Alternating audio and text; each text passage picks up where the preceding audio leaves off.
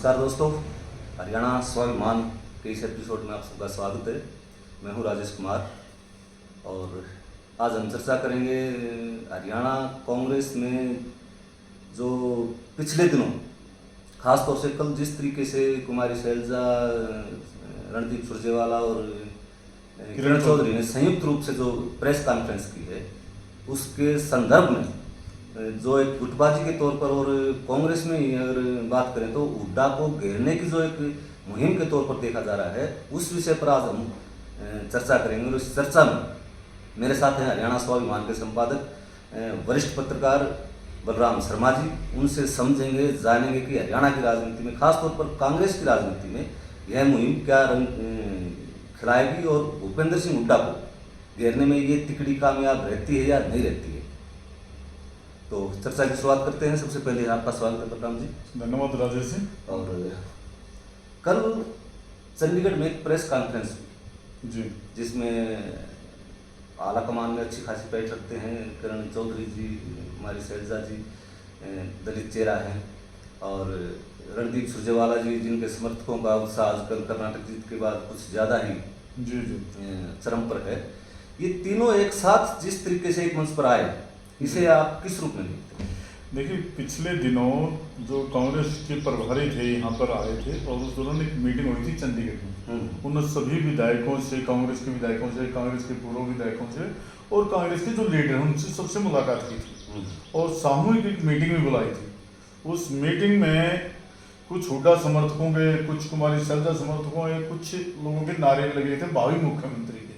हाँ, आपको ध्यान होगा राजेश जी। और उसी मीटिंग में किरण चौधरी ने एक सरेआम बयान यानी स्पीच दिया था, कांग्रेस किसी की बपौती नहीं है, मुख्यमंत्री बाद की बात है, पहले कांग्रेस संगठित होगी, कांग्रेस सत्ता में आई है, उसके बाद मुख्यमंत्री का फैसला करेंगे। जबकि पिछले कई दिनों से जो हुड्डा समर्थक, क्योंकि 10 साल हरियाणा का मुख्यमंत्री रह चुके हैं हुड्डा, अपना एक जनाधार भी है और अपना एक वोट बैंक भी है, रोहतक के और सोनीपत और झज्जर की बेल्ट में ये एक उनका अपना प्रभाव भी है।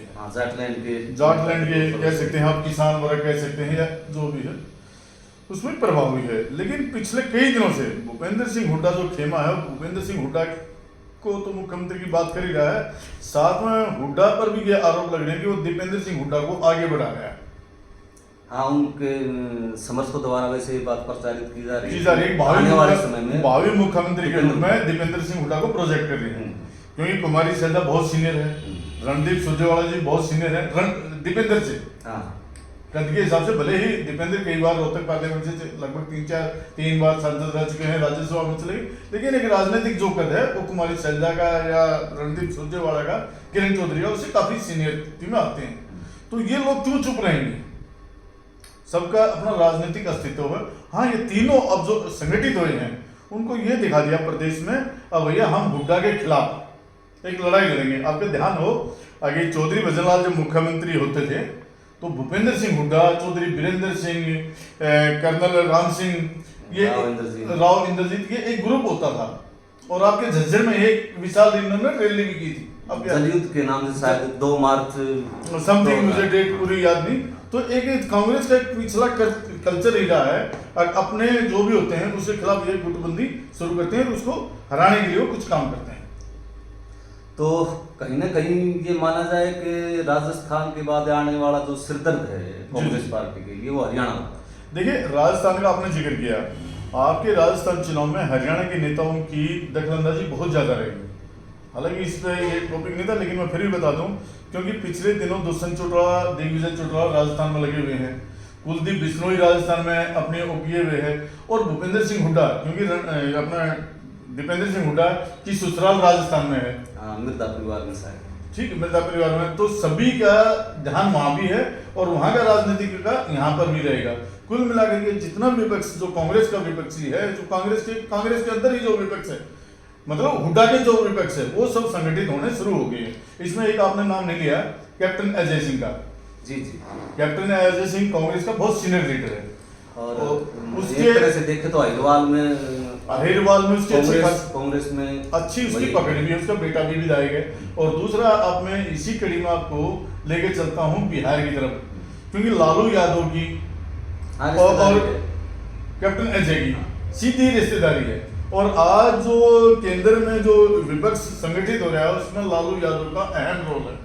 तो हाँ, भले ही ये माना जा रहा हो कि कोशिश नीतीश कुमार कर रहे हैं, लेकिन अंदरूनी तौर पर लालू यादव का काफी महत्वपूर्ण भूमिका है। और उसमें कहीं कहीं लालू भी चाहेगा और कैप्टन अजय भी चाहेगा कि मेरा नाम भी आगे बढ़े। तो एक तरीके से देखा जाए बलराम जी, तो ये अपने वजूद को बचाने की कोशिश कर रहे हैं। देखिए भूपेंद्र हुड्डा का जिस तरह से कद एक हरियाणा की राजनीति में, कांग्रेस की राजनीति में काफी शक्तिशाली होता दिखाई दे रहा है। प्रदेश अध्यक्ष हैं वो भी इनके करीब करीब इन्हीं के मोहरे माने जाते हैं। देखिए बिल्कुल आपकी बात से मैं सहमत हूँ। प्रदेश अध्यक्ष है, इन्हीं का बनवाने में उनका योगदान है और इन्हीं के इशारे पर प्रदेश अध्यक्ष चल रहे हैं और इसमें भी कोई संदेह नहीं। आज भूपेंद्र सिंह हुड्डा का कांग्रेस में, हरियाणा कांग्रेस में इससे बड़ा कोई कदावर नेता भी नहीं है जिस हिसाब से ये आज चला हुआ है। लेकिन क्योंकि जब चलते हैं ना लोग, क्योंकि भजन एक समय आपको याद होगा चौधरी भजन लाल का कोई सानी नहीं था। चौधरी भजन लाल अपने आप में पीएचडी मानते थे, उनके नेतृत्व में चुनाव लड़ा था। भूपेंद्र सिंह हुड्डा को मुख्यमंत्री बना दिया था, आपको याद होगा ना। हाँ, उसमें प्रदेश अध्यक्ष भजन लाल थे और हुड्डा मुख्यमंत्री बने थे।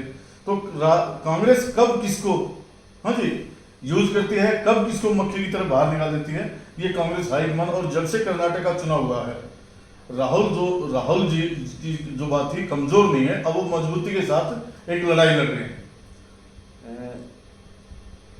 पिछले कुछ दिनों से ऐसा सुनने में आया था, उस वक्त तक ये अपने उदयभान जी अध्यक्ष नहीं बने थे, बड़े जोर शोर से चर्चा चली थी कि गीता भुक्कल को प्रदेश अध्यक्ष बना दिया जाए। उसकी मुख्य वजह यही मानी जा रही थी कि कहीं ना कहीं ये कुमारी शैलजा को काउंटर करने के लिए देखिए क्या है, मैं आपको बताता हूँ। दो आदमी दलित नेता, देखिए पहले अशोक तंवर था, आपको ध्यान हो, अशोक तंवर को अध्यक्ष पद से रिजाइन देना पड़ा या अध्यक्ष पद से हटाया गया, जो भी था। उसमें भूपेंद्र सिंह हुड्डा का मैं यानी सीधे रूप से तो नहीं कह सकता, लेकिन कहीं कहीं भूमिका राजनीतिक लोग मानते हैं। हरियाणा की राजनीति में वैसे ऐसा कम देखने को मिलता है, उनके साथ मारपीट जिस तरीके से हुई। फिर कुमारी शैलजा जी को प्रदेश अध्यक्ष पद से हटाया गया, वो भी संगठन खड़ा नहीं कर पाई, वो भी संगठन खड़ा नहीं पाई। और वर्तमान जो प्रदेश अध्यक्ष है वो भी संगठन नहीं खड़ा कर पा रहे। तो कहीं कहीं कांग्रेस की गुटबाजी खुल कर है। और इसमें अब ये देखना कि भूपेंद्र सिंह हुड्डा को, ये जितने भूपेंद्र सिंह हुड्डा के खिलाफ जो लोग संगठित हो रहे हैं, वो भूपेंद्र सिंह हुड्डा को कितना पीछे धकेलते हैं या नहीं, कामयाब होते हैं या नहीं, इसमें ये देखना। वैसे आमतौर पर ये माना जा रहा है बलराम जी के चुनाव अभी दूर है जी, लेकिन अंदर खाने ये भी चर्चाएं चल रही हैं कि लोकसभा चुनाव नवंबर दिसंबर हरियाणा विधानसभा का चुनाव भी साथ के साथ। और इसीलिए हरियाणा में देखा हो राजेश जी आपने, हरियाणा के अंदर पिछले कई दिनों से राजनीतिक गतिविधियां इतनी जोरों पे हो गई हैं। अमित शाह जी आए हैं, राजनाथ सिंह जी आ गए, भारतीय जनता पार्टी के जो सीनियर लीडर थे वो भी आ गए और कांग्रेस के लोग भी लगे हुए हैं। भूपेंद्र सिंह हुड्डा भी लगातार लोगों के बीच में, दीपेंद्र हुड्डा भी लगातार लोगों के बीच में, परिवार जोड़ो हाथ जोड़ो, परिवार हाथ से हाथ जोड़ो एक अभियान चलाया गया है। इसमें सबसे बड़ी बात यह है 9 तारीख को, शायद 9 को ही है, तो तारीख को भिवानी में एक मीटिंग करने जा रहे हैं भूपेंद्र सिंह हुड्डा। अब सवाल यह है कि हाथ से हाथ जोड़ो कार्यक्रम में क्या किरण चौधरी उस मीटिंग में शामिल होगी कि नहीं, ये भी आज चर्चा का विषय। अगर वो शामिल नहीं होती है तो एक सीधा संदेश ये जाएगा कि जब कांग्रेस खुद अपने ही हाथ से हाथ नहीं जोड़ पा रहे तो जनता में वो ये संदेश कैसे दे पाएंगे कि वो एकजुट होकर लड़ाई लड़कर सत्ता हासिल करने में सक्षम है। जी। या अपने गुट को प्रमोट करने के चक्कर में जैसे किरण चौधरी पर तो ये भी आरोप लगता है कि वो भिवानी शहर की सीट जो है ना कहीं गिफ्ट कर देती है। नहीं देखिए, और उसके बदले तो शांति देती है। देखिए किरण, ये आरोप है ना आपके हर जगह लगते हैं। आपको ये भी याद होगा कि बादली में विधानसभा में चुनाव में बीजेपी को कितनी वोट मिली थी, दीपेंद्र को लोकसभा चुनाव में कितनी वोट मिली थी, ये आरोप प्रत्यारोप लगते रहते हैं। अब सुन रहे हैं, हालांकि सुनो, ये आरोप प्रत्यारोप लगाते रहते हैं कि उसने उसकी मदद की, वो जीत गया, ये एक चलता रहता है राजनीति में। फिर लेकिन सबसे बड़ी बात यह किरण चौधरी का भिवानी के साथ साथ सेंट्रल कांग्रेस में एक अच्छी केंद्रीय उसमें एक अच्छी दखलंदाजी है। पिछले दिनों किरण चौधरी के बारे में ये भी चर्चा थी कि किरण चौधरी बीजेपी में जा रही है, लेकिन किरण चौधरी ने इस बात का खुल के खंडन किया और इशारों में उन्होंने कहीं ना कहीं ये भी कहा कि इस खबर को, इस अफवाह को फैलाने के पीछे हुड्डा गुटका ये इशारों में ही कहा। तो कुल मिला के राजेश जी, कुल मिला के ये है कि कांग्रेस जो अभियान चला रही है उसमें खुद कांग्रेस संगठित दिखाई दे रही और संगठन दिखाई दे रहा है, और भूपेंद्र सिंह हुड्डा के खिलाफ आने वाले दिनों में जो दिग्गज कांग्रेस नेता वो सारे संगठित होंगे। तो आपको एक अंतिम सवाल मैं आपसे करूं, कांग्रेस को इस गुटबाजी का कितना नुकसान आप देखते हैं, कितना नुकसान झेलना पड़ सकता है आने वाले दिनों में? देखिए क्या होता है, हर चुनाव में कांग्रेस को मतदाता बहुत कम हराते हैं। आपको शायद आपकी स्टोरी, क्योंकि आप अच्छे एक पत्रकार भी हैं और अच्छा लिखते हैं। कांग्रेस को हराती है ये आमतौर पर मतदाता नहीं, कांग्रेस के लोगों को कांग्रेस के नेता ही हराते हैं, और वो ये इसलिए हराते हैं ताकि ये कभी परमानेंट न हो जाए। कांग्रेस में कल्चर है, और जो स्थानीय विधायक होता है उसकी टिकट का तो परमानेंट ही लिख दिया, ये जब तक विधायक है तो रह ही रहेगा। हालांकि पिछले साल शायद अधिवेशन हुआ था जयपुर में कांग्रेस का, तो उसमें कुछ फार्मूले तय किए गए थे, जैसे 2 बार जो हार चुका उसको टिकट नहीं दिया जाएगा।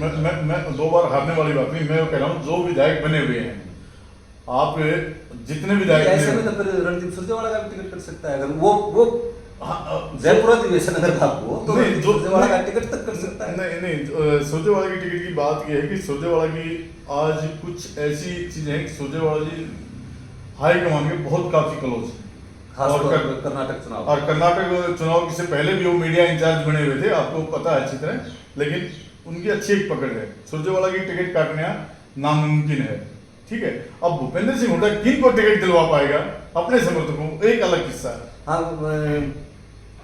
किस छत्रप की कितनी ताकत है ये टिकट बंटवारे में हिसाब हो पाए, टिकट बंटवारे जो जितने, क्योंकि पिछले 2-3 दिन पहले भूपेंद्र सिंह हुड्डा का एक बयान था कि जिसको विधायक चाहेंगे, ये पहली बार बयान आया उनका, वो मुख्यमंत्री, ये पहली बार उनका बयान आया। राजेश जी आपको ध्यान हो, भूपेंद्र सिंह हुड्डा ने रोहतक की अभी पिछले दिनों एक जनसभा में ही कहा था, जब हमारी सरकार बनेगी, मेरी सरकार बनेगी, हम 6000 पेंशन कर देंगे, ये कर देंगे। अब पिछले कुछ दिनों से उनके बयान में चेंजिंग है। आजकल वैसे भी कांग्रेस में गारंटी देने का प्रचलन, ठीक है ना। और कल ही कुमारी शैलजा ने कहा है, ये जो घोषणाएं हो रही हैं ये घोषणा कोई औचित्य नहीं है, जब नजदीक चुनाव होंगे, जब मैनिफेस्टो में जो लिखा जाएगा वही होगी घोषणा। तो पहली लड़ाई इनकी तो वही होगी ना कि ज्यादा से ज्यादा अपने समर्थकों को टिकट दिलवाए, टिकट ही नहीं दिलवाए बल्कि उनको जिताकर भी लाए, ताकि सत्ता इनके पास बन जाए। देखिए अब ये भी नहीं है सत्ता, तो अब मेरे वो चुनाव अच्छी तरह याद है, चौधरी भजनलाल ने चुनाव उनके नेतृत्व में लड़ा था 2005 की बात, और चौधरी भजनलाल ने सभी जो कांग्रेस पार्टी के टिकट थे उनको जो अनुदान राशि क्या हो या सहयोग राशि हो, बहुत सारे विधायकों को जो चुनाव लड़े थे उनको दी थी। हाँ, वो मदद करते थे, मदद करी थी। और ये भी था कि गैर जाट के नाते, क्योंकि चौटाला जी की सरकार थी, फिर गैर जाट का नारा देखा है, वही भजनलाल को मुख्यमंत्री। उन्होंने वैसे पूरी कोशिश की, वो खुद को एक तरह से जाट, विष्णु जाट मानते नहीं, कहने मतलब लोगों को ये भी था कि भजनलाल अब की बार मुख्यमंत्री होगा। लेकिन जब बात आई 2 लाइन की जब पर्ची पारित हुई तो भूपेंद्र सिंह हुड्डा की कांग्रेस की कल्चर है कि आला कमान पर फैसला छोड़ा जाए। कांग्रेस का कल्चर क्या है, जो है वो आला कमान पर है। कांग्रेस किसे बनाएगी ये अब राहुल दरबार से निकलेगा मुख्यमंत्री प्रदेश का। चलिए बलराम जी, आज हरियाणा की राजनीति पर, कांग्रेस की राजनीति पर, पार्टी को लेकर प्रदेश में वर्तमान में क्या चल रहा है उसको लेकर जो चर्चा की, उसमें बलराम जी ने स्पष्ट रूप से बताया कि फिलहाल कांग्रेस के छत्रपों में लड़ाई अपना वजूद एक दूसरे से ऊपर दिखाने की है। यह आने वाला समय बताएगा कि कौन छत्रप किस पर भारी पड़ता है, या क्या ये तिकड़ी भूपेंद्र सिंह हुड्डा को घेरने में कामयाब रहती है, या भूपेंद्र सिंह हुड्डा भजनलाल जैसे दिग्गज को मात देकर जो मुख्यमंत्री बने थे वो इस तिकड़ी को भेजने में कामयाब रहते हैं या नहीं, ये आने वाला समय बताएगा। बहुत बहुत धन्यवाद दोस्तों। धन्यवाद।